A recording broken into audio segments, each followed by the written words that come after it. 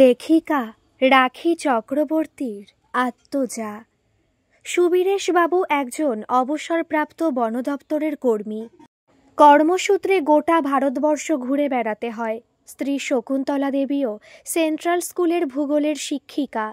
ভৌগোলিক টানে তিনিও সানন্দেই স্বামীর সাথে ঘুরে বেরিয়েছেন সারা জীবন। সুবীরেশবাবু ও শকুন্তলা দেবীর বিবাহসূত্রটা বাঁধা হয়েছিল পারিবারিক বন্ধুত্বের সূত্র ধরে। সুবীরেশবাবুর বাবা আর শকুন্তলা দেবীর বাবা দুজনেই ছিলেন বাল্যবন্ধু।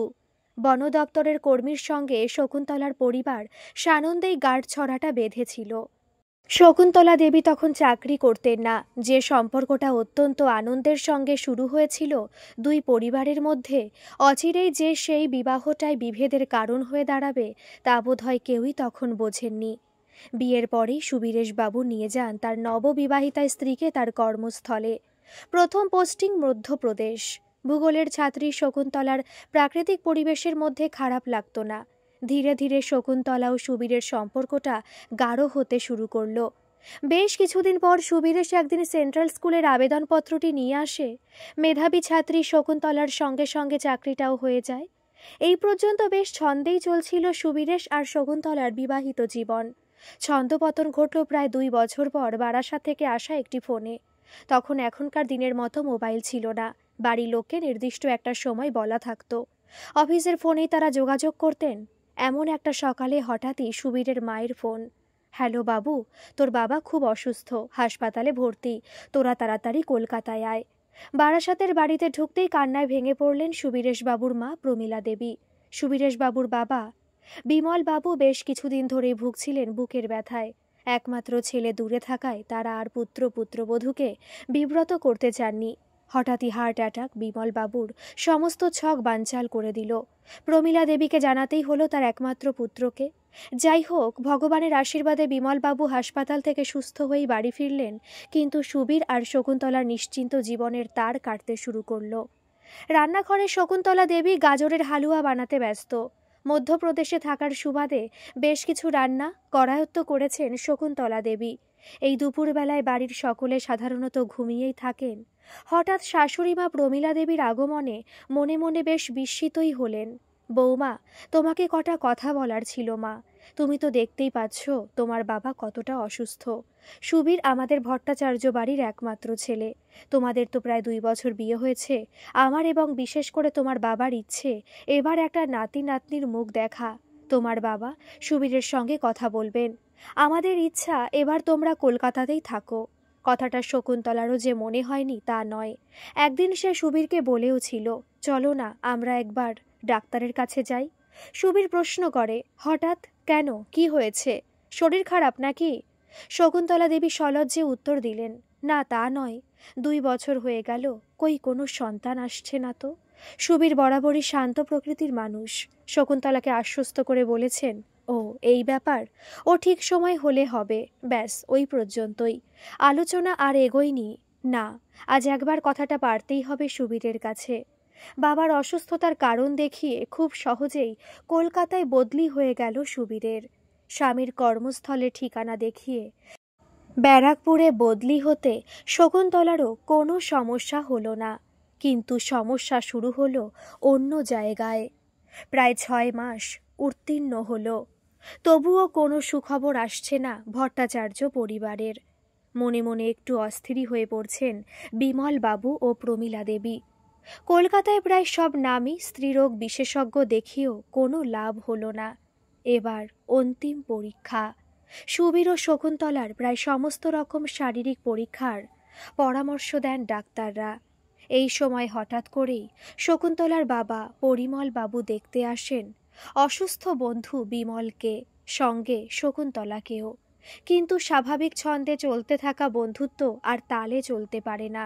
বিমল বাবু বেশ অভিযোগের স্বরেই বলে ওঠেন, পরিমল, ভেবেছিলাম তোমার শিক্ষিত কন্যার হাত ধরে ভট্টাচার্য পরিবারে শ্রীবৃদ্ধি ঘটবে, কিন্তু তখন যদি জানতাম আমার বংশ রক্ষা করার ক্ষমতা তোমার কন্যার মধ্যে নেই, তাহলে এই বিয়ে আমি কখনোই দিতাম না।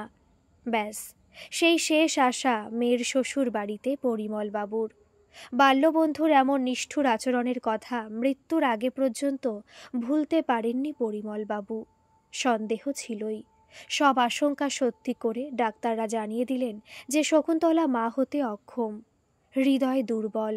তাই শেষ আঘাতটা আর সইতে পারলেন না বিমলবাবু। দ্বিতীয় অ্যাটাকেই শেষ। আলোকময় ভট্টাচার্য পরিবারে যেন চিরতরে আধার নেমে এলো।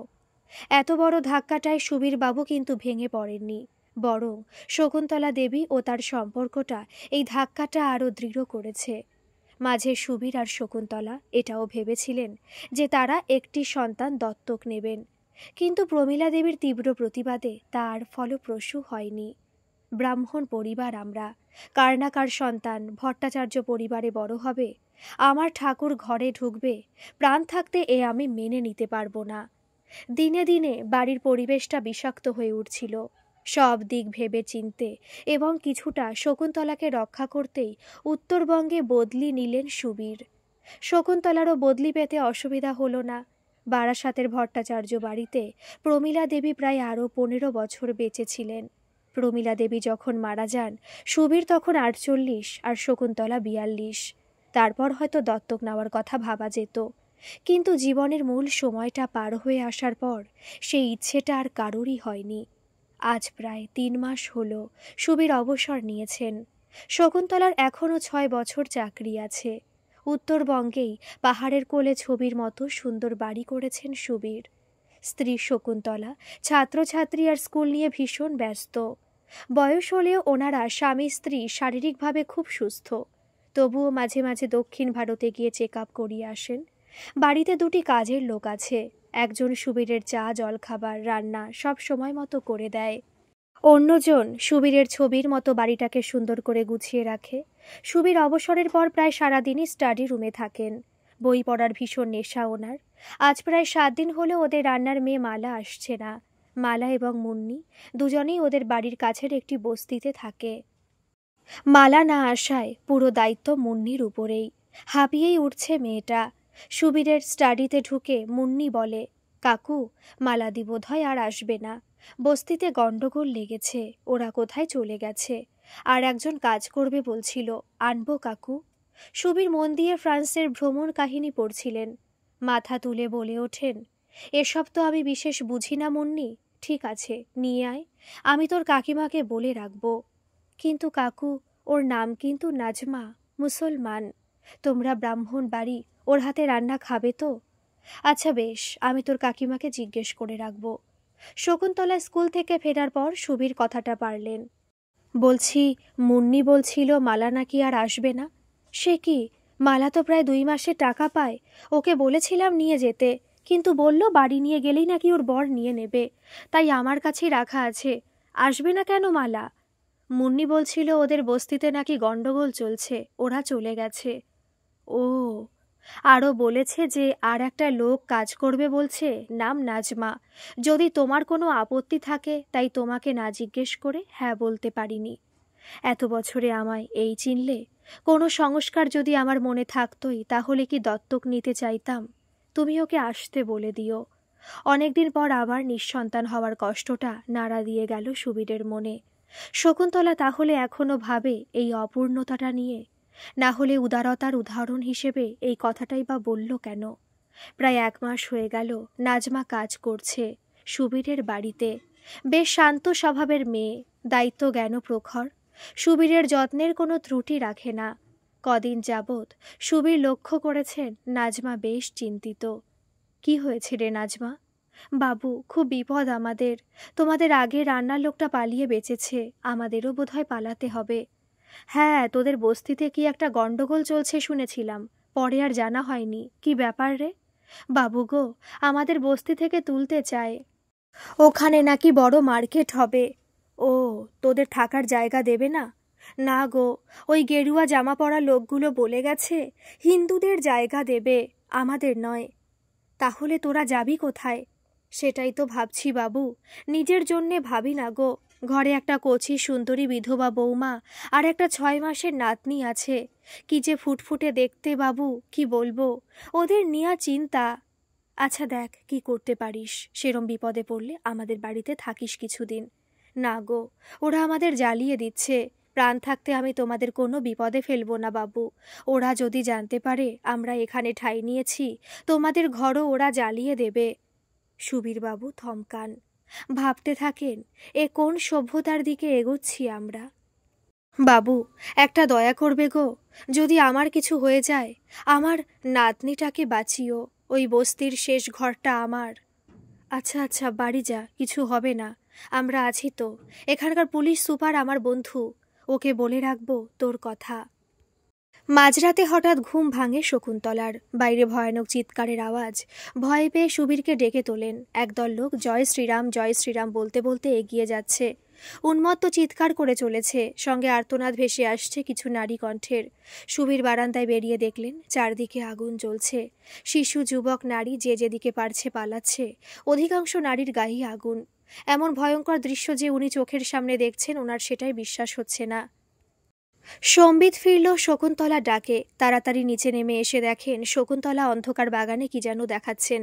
আলো জ্বালাতে গিয়েও থামলেন। বাইরে যা উন্মত্ততা, তাতে আলো জ্বালানো ঠিক হবে না। বাগানে বেরিয়ে দেখেন একটি ছোট্ট মাস ছয়েকের শিশু কন্যা কাঁদছে।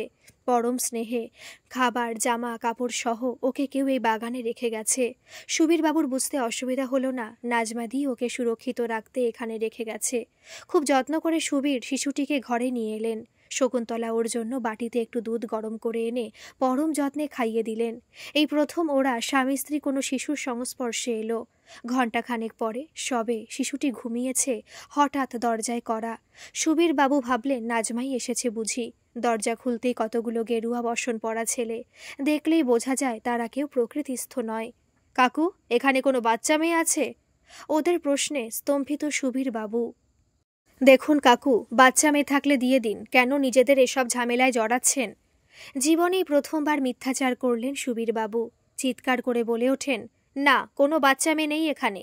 এখানে আমরা স্বামী স্ত্রী থাকি। তা বললে তো হবে না কাকু, আমার বন্ধু রাজীব দেখেছে নাজমাদিকে এই বাড়ির বাগানে কিছু একটা রাখতে। ভুল দেখেছে কাকু, আপনাদের বয়স হয়েছে, এসবের মধ্যে আসবেন না।